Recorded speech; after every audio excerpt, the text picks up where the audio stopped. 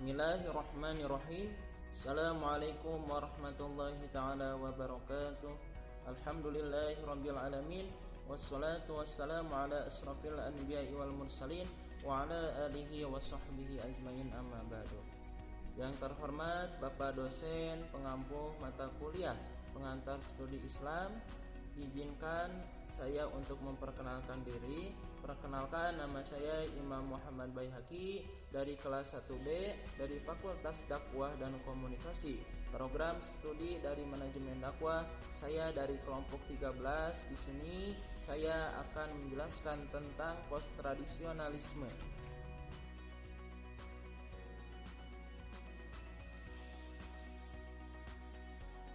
Sebenarnya sulit untuk merumuskan definisi. Menurut Marzuki Wahid tahun 1986 mendefinisikan post-tradisionalisme sebagai suatu gerakan melompat tradisi, yaitu upaya pembaharuan tradisi yang merupakan upaya pembaharuan tradisi secara terus-menerus dalam rangka berdialog dengan modernitas sehingga menghasilkan tradisi baru yang sama sekali berbeda dengan tradisi sebelumnya.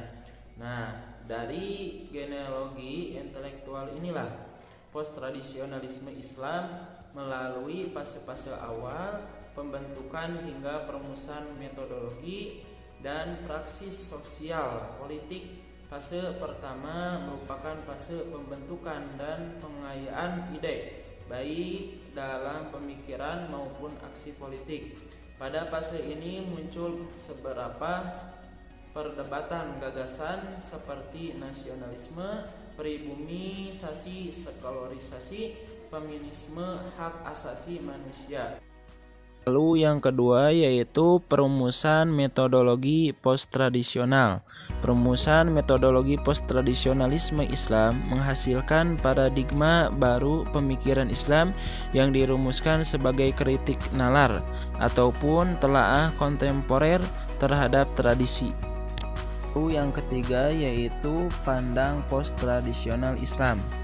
Post-tradisionalisme Islam berpandangan bahwa sesungguhnya tidak mungkin melakukan rekonstruksi pemikiran dan kebudayaan dari ruang sejarah yang kosong. Dan yang keempat yaitu aliran post-tradisional Islam yang berkaitan dengan upaya merekonstruksi tradisi sebagaimana ditunjukkan oleh Juhairi Miswari pada tahun 2001. Post-tradisionalisme Islam terbagi dalam 3 sayap. Apa aja yang 3 itu? Yang pertama yaitu sayap elektis, yang kedua sayap revolusioner, dan yang terakhir yaitu yang ketiga sayap dekonstruktif.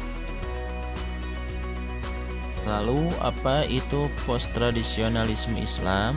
Post-tradisionalisme Islam itu berasal dari 3 kata, yaitu yang pertama post, yang kedua tradisionalisme, dan yang ketiga Islam. Post ini secara bahasa diartikan dengan melampaui atau melewati.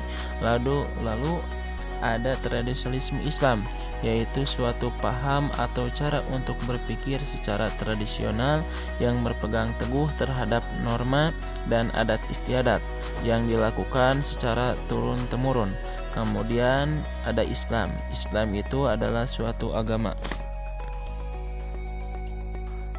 Jika dikaitkan dengan Islam, maka tradisionalisme Islam dapat diartikan Islam sebagai praktik-praktik keagamaan maupun pemikiran dalam Islam yang dilakukan masyarakat secara turun-temurun.